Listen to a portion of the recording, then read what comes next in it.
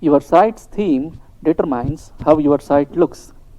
The theme defines how the header, sidebars, footer, and the screen area look. With WordPress, you have access to lots and lots of free themes, and a few of them come pre-installed. You can go to Appearance, Themes, to see what your current theme is and what themes are pre-installed. As you can see, there are 3 themes that come pre-installed with this installation of WordPress. This one is the active theme, the 2015 theme. You can see details about any of the themes, and you can also see a live preview. The live preview shows you how the site will look if you were to use that theme. If you click Save and Activate, this theme 2014 will become the current theme. If you want to change the current theme to 2016, you need to click Activate here, and 2016 becomes the current theme. You can also delete any theme. By clicking Delete here, this theme will be deleted.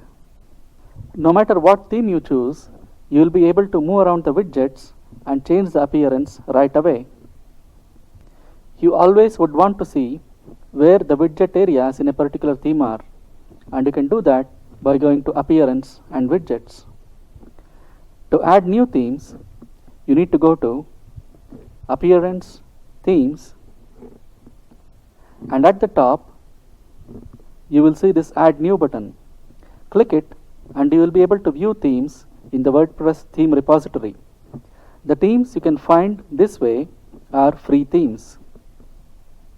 You would want to take a look at this menu bar at the top of the page. There are 6 tabs: Featured, Popular, Latest, Favorites, Premium, and Feature Filter. If you want to preview a theme, you simply click on Preview and you will be able to see the preview. But unlike earlier, this isn't a live preview. If you want to install a theme, you can click Install here and the theme will be installed. Once you have installed a theme, you can see the live preview.